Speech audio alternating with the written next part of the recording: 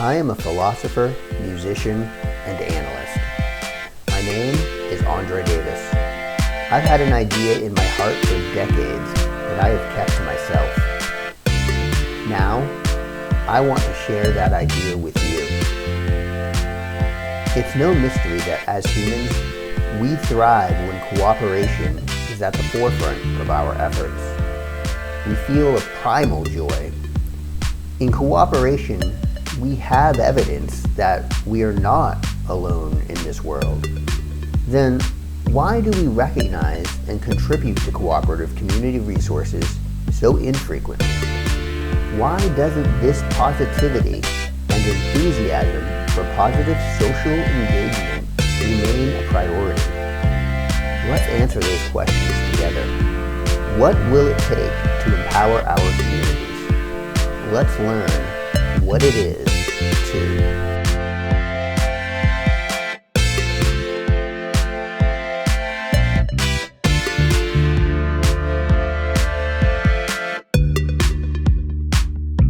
Hey, thanks for watching. Just a heads up, partway through this, my face blurs out. It's just because my camera was positioned behind my screen. At some point, the camera decided to focus on the back of my monitor and blur out my face. So I wasn't trying to obscure who I was or who I am. That's just what happened with the camera. So nothing nefarious going on here. Just a technical error. All right, so this is a worksheet that I put together, and it's a list of questions that as I'm starting this business and this piece of the business is a class. So I'm looking at a fitness class that I'm putting together as a business and breaking it down that way. So whatever your offering is going to be, whether that's you're selling something or you're doing a service as such as a class or some other service offering, you're going to have a customer. And whatever your offering is going to be attractive to that customer. So what this worksheet does is helps to understand who you think your customer is, who you want your customer to be. And they're very direct questions that encourage the person who is answering it to think about their customer and really do some analysis as to who their customer is and where they want to be in the environment. So I've finished mine for this fitness class, and it's not something to be rushed through. I realized as I did this, I came back to this several times. I think this is my third time coming back to it over the course of a week, 2 weeks maybe, and in between, thinking about this stuff, at least in the background. So let's just go through it. Customer value. So I have this broken into sections, so there may be a couple questions, in each section. So this customer value, and this just gives each question kind of has a description of a point about why you're answering this question, right? So a business is important to a customer when those customers realize that their life would diminish were that business to cease to exist. Were that business to cease to exist. There we go. A business is important to a customer when those customers realize that their life would diminish were that business to cease to exist. Should I put a comma here? I think so. All right. So, and that's just to say that the value of the business to the customer. It's just saying what that is. The a business is valuable to the customer when they need that business. If if you're in a place where people don't have shoes and want shoes, or they no, let's just say that you're in a place and the ground is all full of sharp rocks. So to walk on that barefoot would not be good and would probably be impossible for most people. So the value of shoes is high for people living in that area. And were the shoe seller to cease to exist, their life would be very, very hard. So that's basically what that means. So in answering the question, what about my business is essential to my customer? So my customers work in offices at desks all day and have very sedentary. My customers work in offices at desks all day and have a very sedentary lifestyle for most of their day, which leads to tight, sore muscles, especially in the hips and shoulders.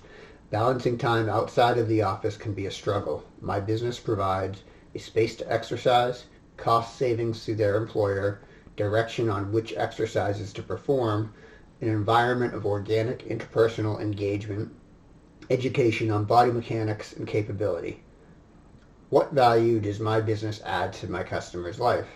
My customers learn exercises that focus on the specific parts of the body that are most affected by working at a desk all day.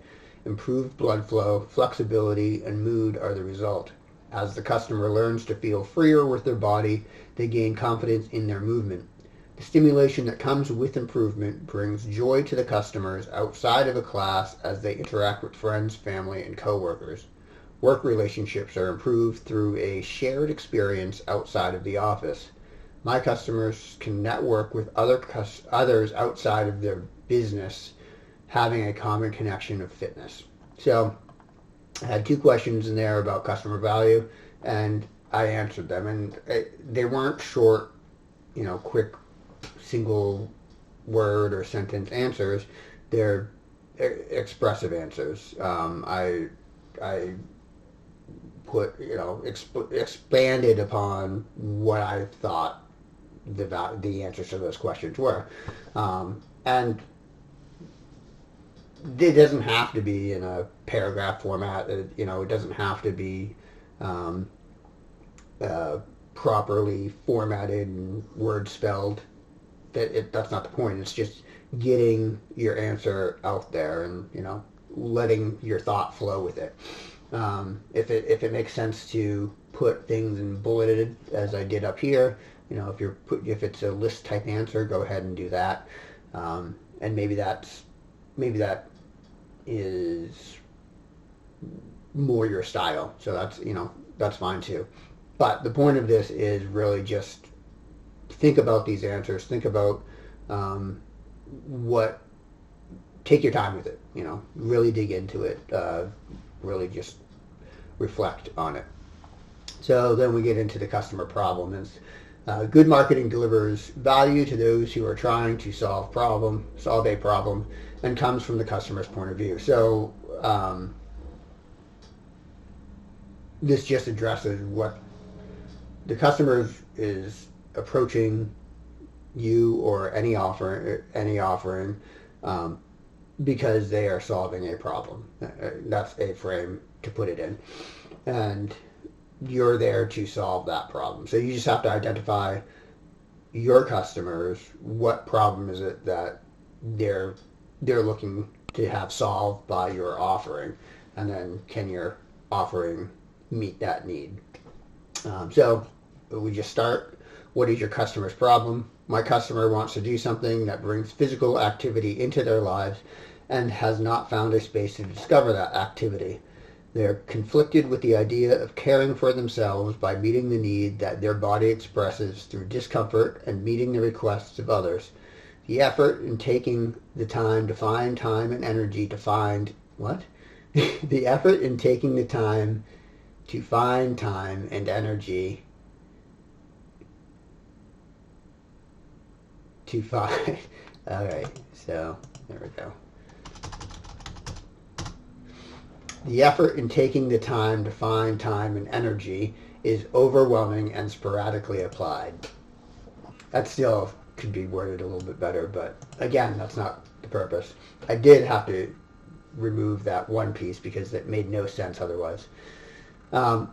So, yeah, let's try that again. What is your customer's problem? My customer wants to do something that brings physical activity into their lives and has not found a space to discover that activity. They are conflicted with the idea of caring for themselves by meeting the need that their body expresses through discomfort and meeting the requests of others. The effort in taking the time to find time and energy is overwhelming and sporadically applied. What is the emotion attached to the problem?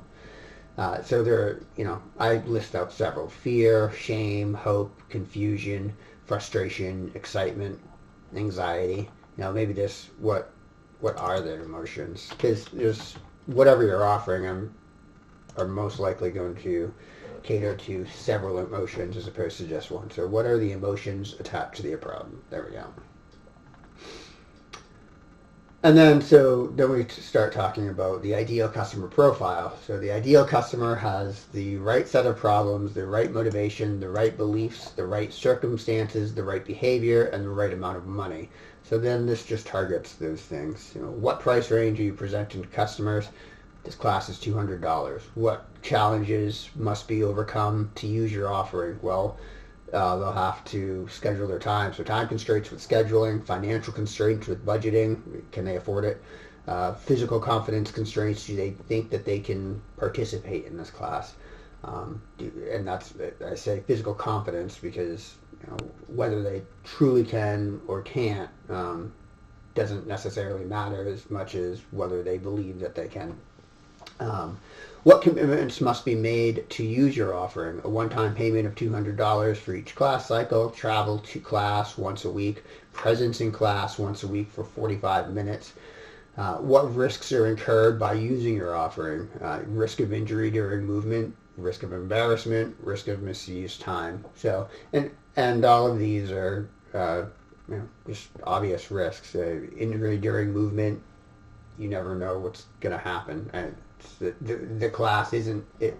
The class is a low impact class, but there are certainly ways to injure yourself if you have pre-existing conditions, or if you have pre-existing conditions, or you just move wrong, you could hurt yourself. Risk of embarrassment is you can certainly be embarrassed in there, and that's an uncomfortable feeling, and risk of misused time. So that idea that, I could have been doing something else with my 45 minutes as opposed to being in this class. So a bit of regret in that. And there's ways to mitigate all of these risks. These are just identifying the risks. So risk of injury during movement is, understanding the mitigating the risk for that would be understanding your pre-existing conditions and taking responsibility for yourself and taking care for that. And then on my end would be, or whoever's running the class would be to be aware of those pre-existing conditions that have been told to you, and then to be sure to guide the movement for that person appropriately based on that. Mitigating the risk of embarrassment is just a matter of making sure the class environment is a welcome space. Excuse me.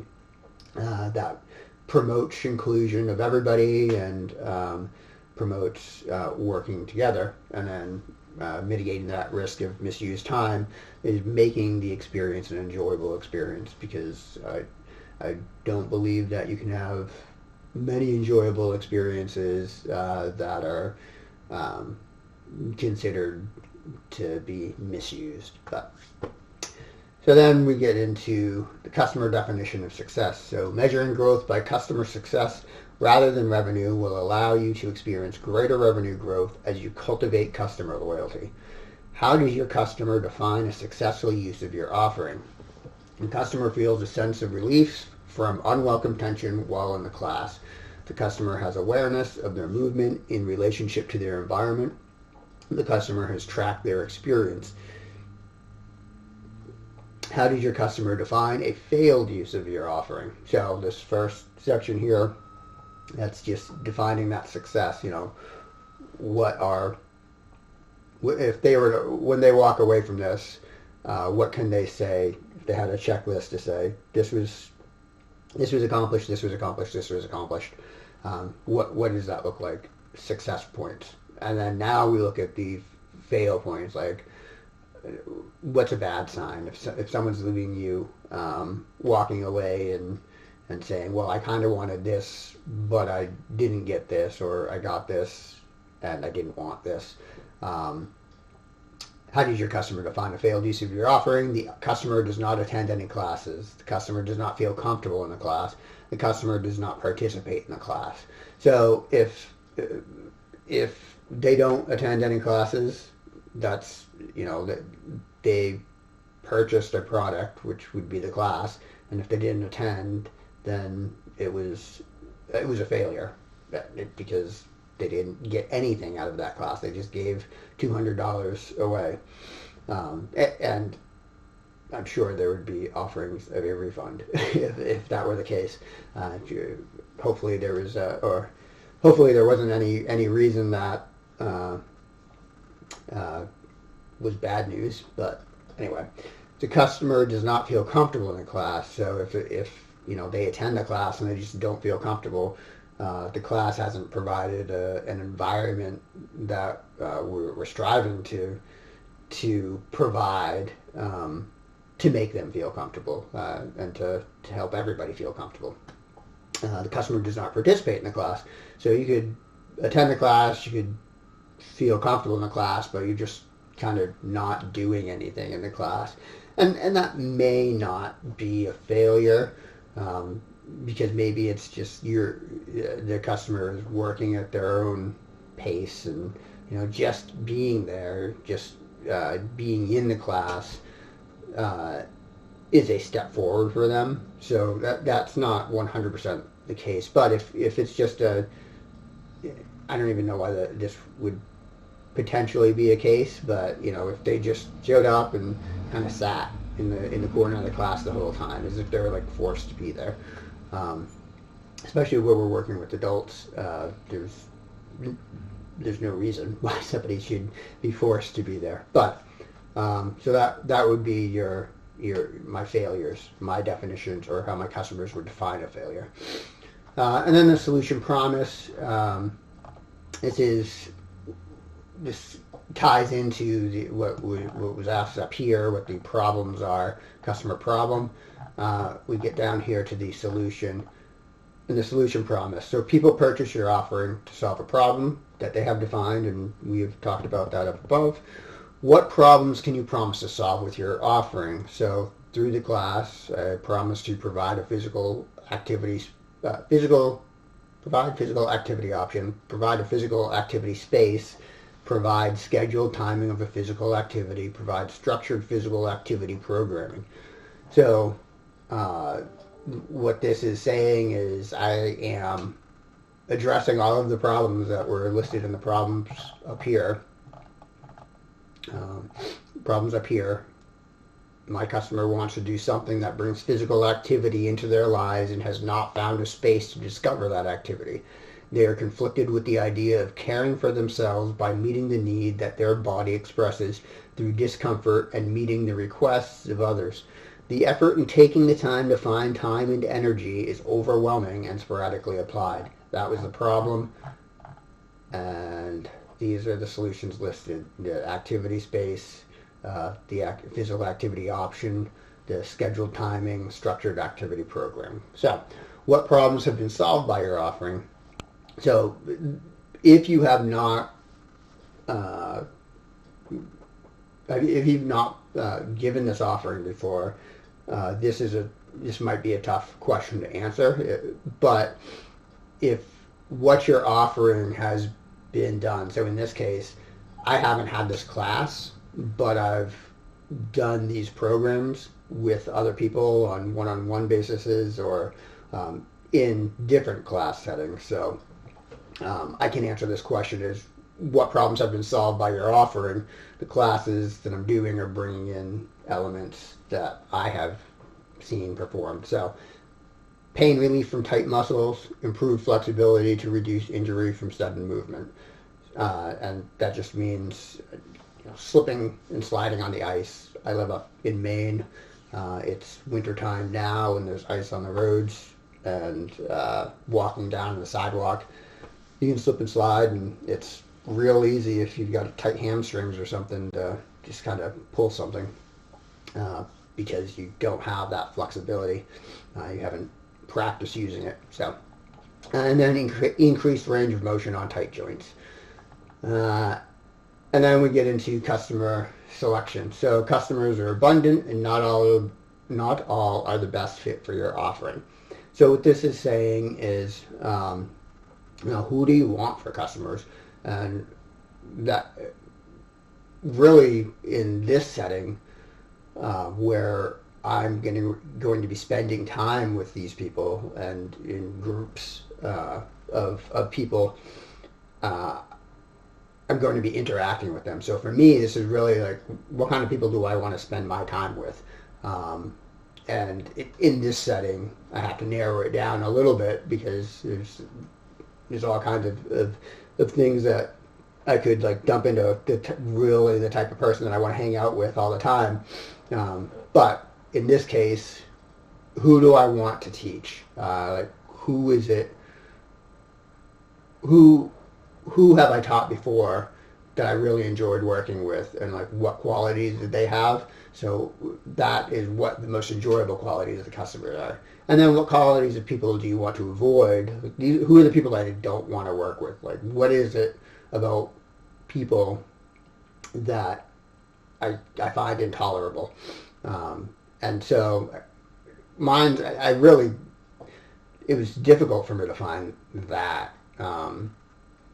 And so I mean, narcissistic kind of just sums up, I think, any little things that I don't like about people boils down to some sort of like narcissism, as I recognize narcissism, like just kind of entirely into themselves, not just like slightly egotistical or whatever, like really into themselves.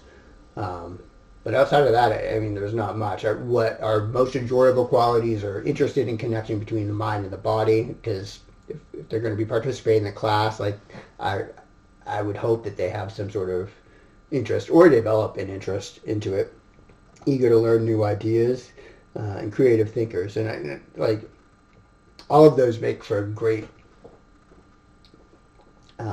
participants in the classes, and especially if you get a good blend of a full class of creative thinkers and people who want to learn new ideas, because then we can start making our own things and recognizing new ideas based off of old ideas, which puts a great spin on classes a lot of the time.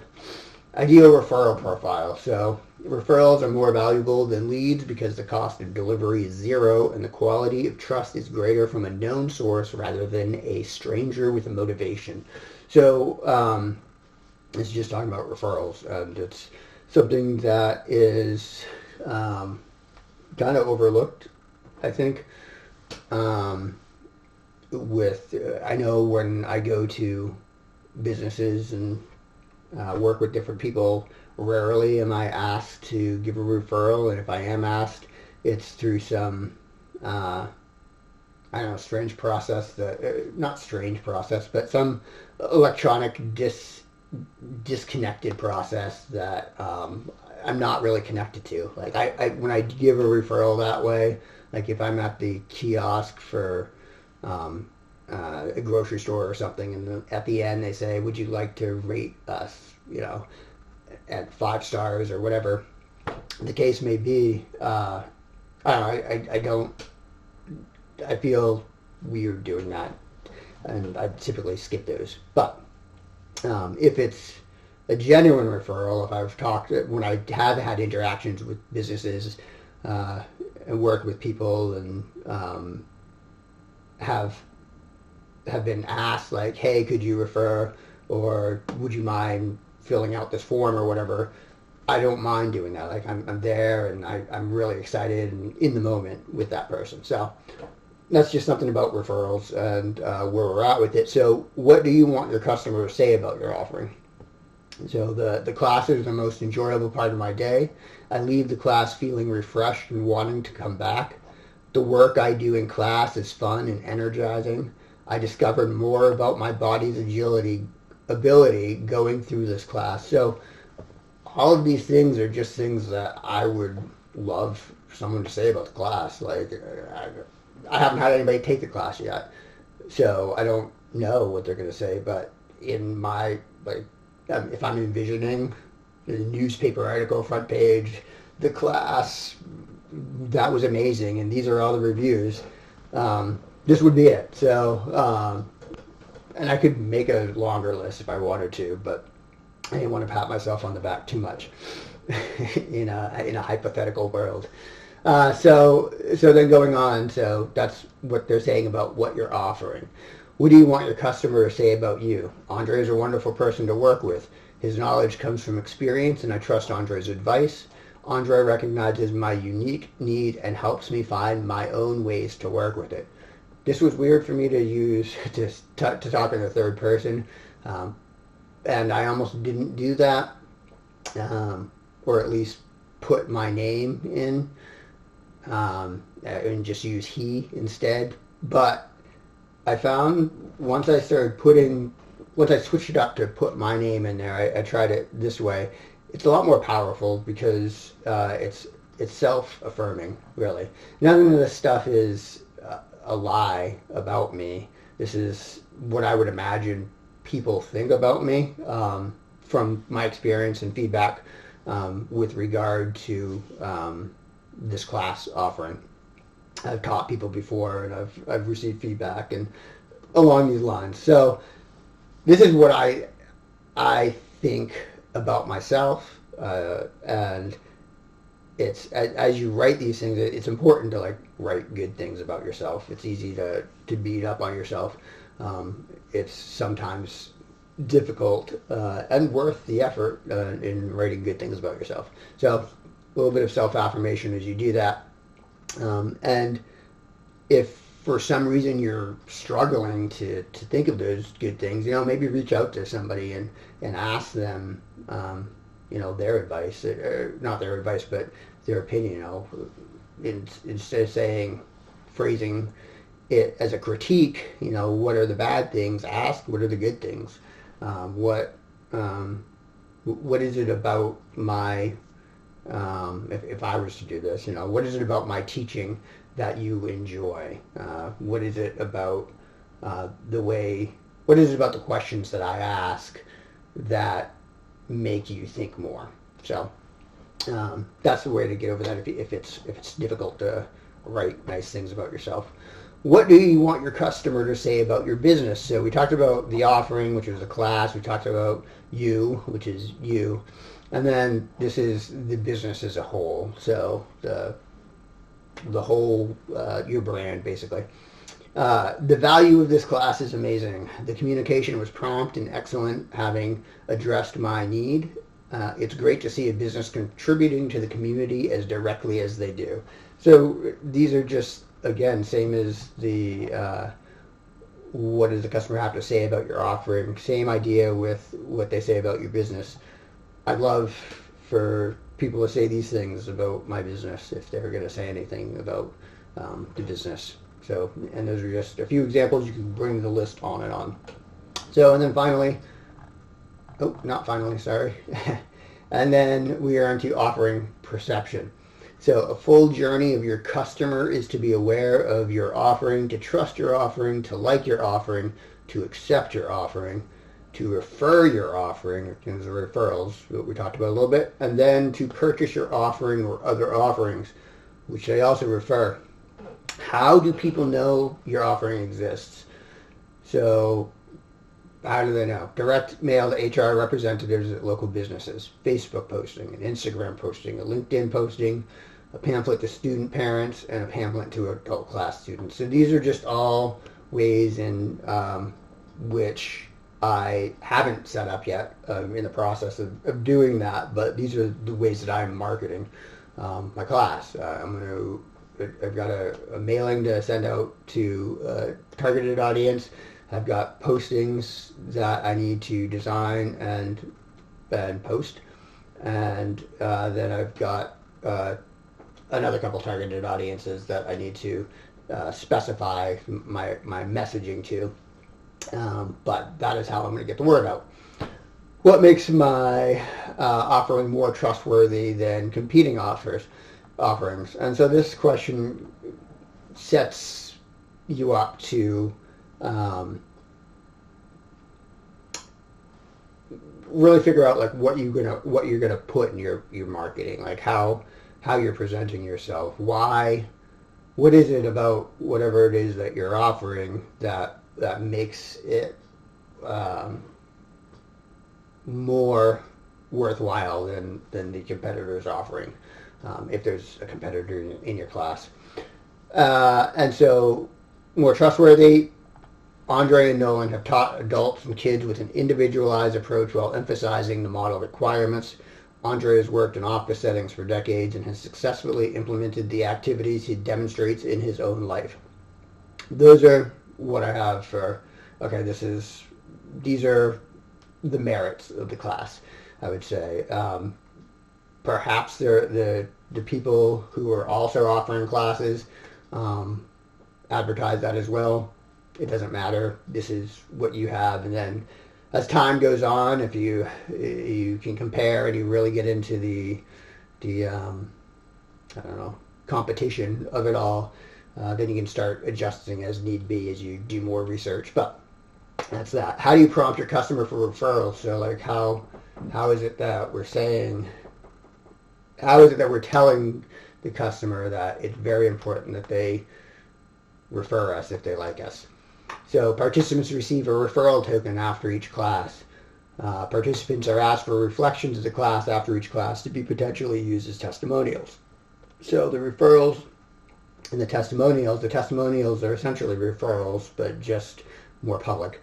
With the referral and the referral token, the idea is to kind of have something physical that can be handed and exchanged, and kind of gives it a little bit more personality. Just how I'm looking at it. Participants are asked for reflections, testimonials. So as part of their class, part of this class, journaling is incorporated. And part of that will be, how they feel at the end of the class. So if we can capture those and use that as testimonials as opposed to, sending out an email asking for a testimonial. In the moment we're getting that emotion then and there, and it's kind of like locked in and more pure. And then measuring quality. People appreciate confidence in their behavior and are attracted to actions that they are confident in the outcome. What about your offering can be measured by a customer in terms of outcomes? So, what do you measure? Things that can be measured. Class attendance. Did they show up for all the classes? Did they miss a couple classes?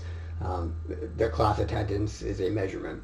Mood before and after each class, range of motion, and soreness level. So all of those, except for the range of motion, mood and the soreness level, we can kind of measure those as a 1 to 10, or 1 to 5. How do you feel?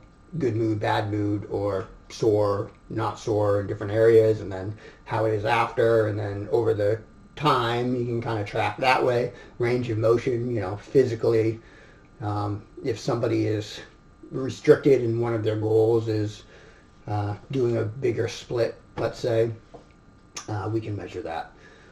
What outcomes are subjective and may not be realized by the customer? This one was another one of those that was kind of hard for me to answer. I wasn't real clear on what I meant by that, to be honest, when I wrote this out. Um, and so I rather than just delete the question, I gave it some thought, and I think um, these answers of confidence increase, energy increase, I think they would go here as opposed to the measurable or the your top ones. What offerings can be measured? Yeah, um, and I say that because like I know I know some people have like different looks about them. You know, they look more confident. You know, people have told me that they're like oh wow, you look like a lot more confident today, or you look energetic, or you look good, or you know whatever that may be, as opposed to those days where you're just kind of you know you feel down, and you probably look that way too, um, but maybe you don't. But yeah, so I think like confidence increase, energy increase. Like you could have those things and you just may not notice, and you're just putting up off a completely different vibe to others, and you just but it's just so natural to you. Like you've gone through that transition um, from whatever it was before to whatever it is now. That different level of energy that you're putting out, and so maybe that would be what it is. But yes, those are the answers I put in there. I think, and that's it. Those are all of them. So it was a good worksheet. It took me a while to really think about it, and it was worthwhile, I think.